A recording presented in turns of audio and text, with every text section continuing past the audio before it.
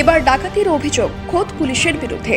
Suspend 3 police কর্মী। মালদার কালিয়াচক এলাকার ঘটনা। মালদার কালিয়াচক এলাকার এক ব্যবসায়ীর বাড়িতে ডাকাতির অভিযোগ উঠল খোদ পুলিশের বিরুদ্ধে। জানা গিয়েছে গতকাল গভীর রাতে মালদার কালিয়াচক থানার একদল পুলিশ বাহিনী 52 বিঘা লেবার কমিশন এলাকার বাসিন্দা এসরাউল শেখের বাড়িতে চড়াও হয়ে লুটপাট চালায়। এসরাউলের অভিযোগ প্রায় 34 ভরি সোনা সহ 25 লক্ষ টাকা লুট করে কালিয়াচক থানার পুলিশ। টাকা গহনা লুট করার পাশাপাশি বাড়ির মহিলাদের গালিগালাজ সহ মারধর করে। এসরাউলের আরও অভিযোগ, থানায় তার বিরুদ্ধে কোনো অভিযোগ না থাকা সত্ত্বেও কেন এমনটা করা হলো তাদের সাথে। ঘটনার পর আতঙ্কে রয়েছে এসরাউলের পরিবারের লোকজন। পুলিশের এমন কাণ্ডে উত্তেজিত স্থানীয় বাসিন্দারা।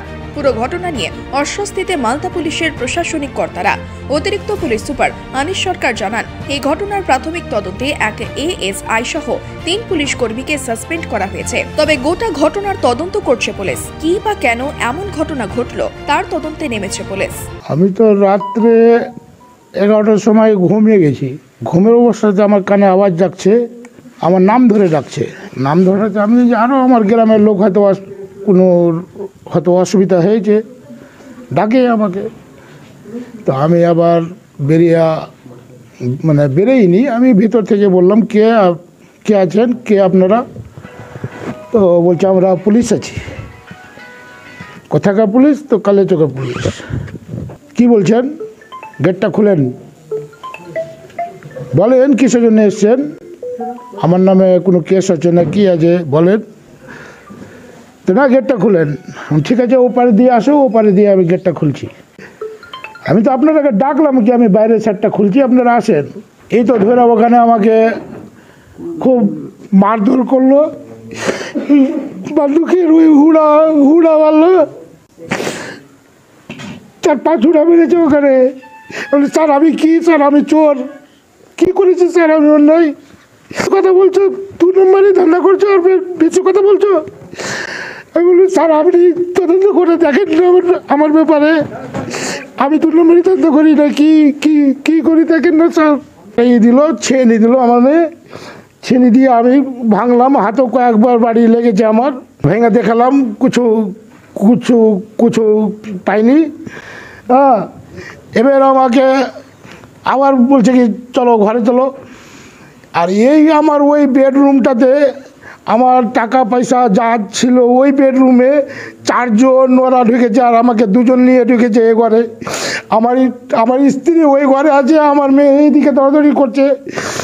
আমার মেয়ে স্ত্রীকে মেরেছে, ওরা তুমি চাবি দাও, হেন দাও, তেন দাও, এটা চাবি কই, এই চাবি কই, আমার কাছে চাবি নাই স্যার, বেশি কথা বলছো, চাবি দাও। মারলে ওকে ধাক্কা, ওকে ফেলা দিল, ও ডরে ভয়ে। ও তো এখনো বিছানে পড়ে আছে, ওই রাত থেকে উঠতেই পারেনি, এমন ধাক্কা মেরেছে না, রাইফেল মেরেছে। ও লেগেছে আমার মেয়েদের সব, দুটা মেয়ের গাহানা ছিল, আমার একটা মালা আছে, আমার 2টা আংটি আছে, আমার ছেলের মালা আছে, আমার ওয়াইফের মালা আছে, মানে রুলি চুরি যা হয় মোটামুটি 34-35 ভারী হবে। আমি দেখলাম যে ওরা সবাই এসে পুরো বাড়িকে ঘেরাও করে নিয়েছে সবাই। কেউ পাঁচি টোপে আসলো, ওরা এসে এখানে এসে দরজার কাছে এসে লাত মারছে, বলছে খুল সালা, না হলে গেটকে ভেঙে দিব আমরা। এবার বাবা গেটটা খুললো, তো ওরা এখানে আবার ধরে লেছে, বলছে যদি সালাকে পেয়ে গেছে, ভাগছিল, এরকমভাবে বাবাকে গালি দিয়ে বলছে। এবার আমি শার্ট আনতে গেলাম, বাবা শার্ট এনে দিলাম। তো এবার ও কয়েকটা পুলিশ এসে ঢুকে গেল আমার সঙ্গে এসে আমি বলছি তোর বাবার রুম কোনটা? বললাম ওটা।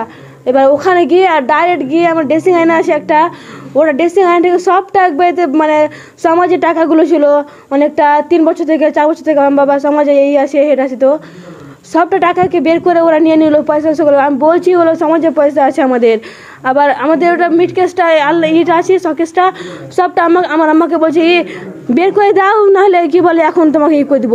আমার আম্মার আবার বুকে লেগে গিয়েছে। এবার ওরা যে পুলিশ যে এসেছিল, পুলিশের সাথে কি কোনো মহিলা পুলিশ ছিল? না, কোনো মহিলা পুলিশ ছিল না। মারধর করেছে তোমাদেরকে? আমাদের ধাক্কা মেরেছে, ধাক্কা লেগেছে আমাদের। কি নিয়ে গেল বাড়ি থেকে? আমাদের বাড়ি থেকে সোনা নিয়ে গিয়েছে, টাকা নিয়ে গিয়েছে অনেকগুলো, মোবাইলও নিয়ে গিয়েছে একটা। আপনারা পুলিশকে জানিয়েছেন? হ্যাঁ জানিয়েছে। কি বলছে পুলিশ? তো পুলিশ বলছে ওই যে ওটা আমাদেরই লোক ছিল এরকম ভাবে বলছে ফোন করে। আবার কিসে করে এসেছিল? ওই তো জিপগুলোতে, গাড়িগুলোতে, ওগুলো সাদা গাড়িগুলোতে। কালকে রাত্রির বেলা আমাদের একজন এএসআই আছেন, এএসআই পীযূষ মণ্ডল। উনি আরটি ডিউটি করার সময় একটা ইনফরমেশন পান ওনার সোর্স মারফত যে অমুক একটা জায়গাতে আর্মসের খবর আছে। সেখানটাতে উনি যান নিজে এবং ওনার আরটি মোবাইলে যে দুজন কনস্টেবল ছিল তাদের সাথে যান। কিন্তু এই যে গেছেন সেটা উনি নিজের আইসি বা কোনো থানার কোনো অফিসারকে বা কোনো সিনিয়র অফিসারকে জানাননি।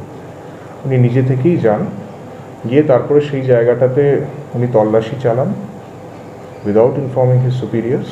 তল্লাশি করার পরে উনি কোনো আর্মস পাননি, কিন্তু কিছু ক্যাশ আর কিছু অর্নামেন্টস পেয়েছিলেন। সেটা উনি সিজার লিস্ট না করে, কারোকে ইনফর্ম না করে উনি বেরিয়ে চলে আসছিলেন।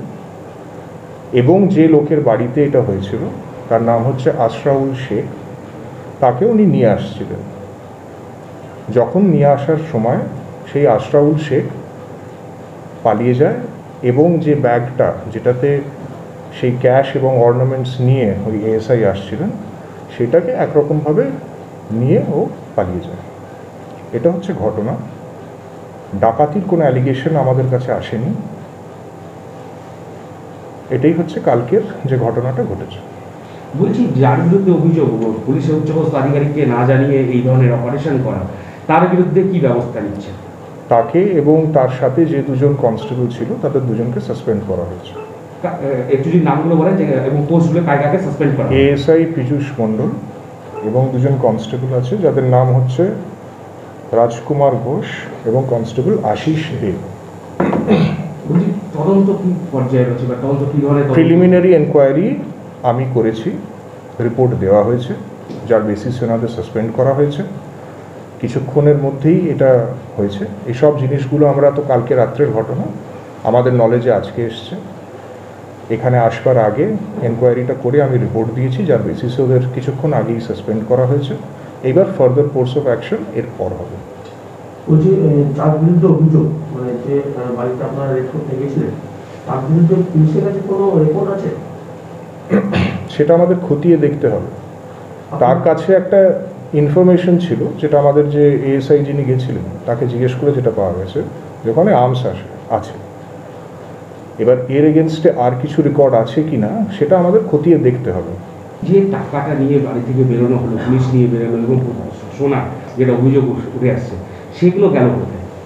যেটা আমাদের অফিসাররা বলেছে যখন আমরা প্রিলিমিনারি এনকোয়ারি করেছি, যে লোকটাকে এবং সেই ব্যাগটাকে তো নিয়ে আসছিল, সে ওটা ছিনিয়ে নিয়ে পালিয়ে গেছে।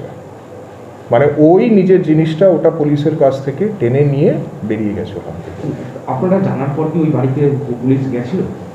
না, কারণ এই যে অপারেশনটা করেছে এটা ইনঅ্যাপ্রোপ্রিয়েটলি করা হয়েছে। অপারেশন এরমভাবে করা হয় না। এটা মিসকন্ডাক্ট হয়েছে অফিসারের তরফে। যেহেতু মিসকন্ডাক্ট হয়েছে আমরা তার এগেনস্টে অ্যাকশন নিয়েছি। ওই আশরাফুলের নামে কোনো অভিযোগ কি করছেন আপনার পুলিশের তরফ থেকে, যে পুলিশ অফিসারকে মেরে বা তাকে তার কাছে ব্যক্তিটাকে নিয়ে পালিয়েছে? তো আশরাফুলের নামে একটা অভিযোগ হওয়া উচিত, সেগুলো কি হচ্ছে? যখন প্রসিডিং হবে, এই যে এখন তো এটা তো প্রিলিমিনারি এনকোয়ারি, ফার্দার এই ব্যাপারটা নিয়ে তো আরও দেখা হবে, তখন যদি সেরকম কিছু পাওয়া যায় তখন সেটা দেখা যাবে।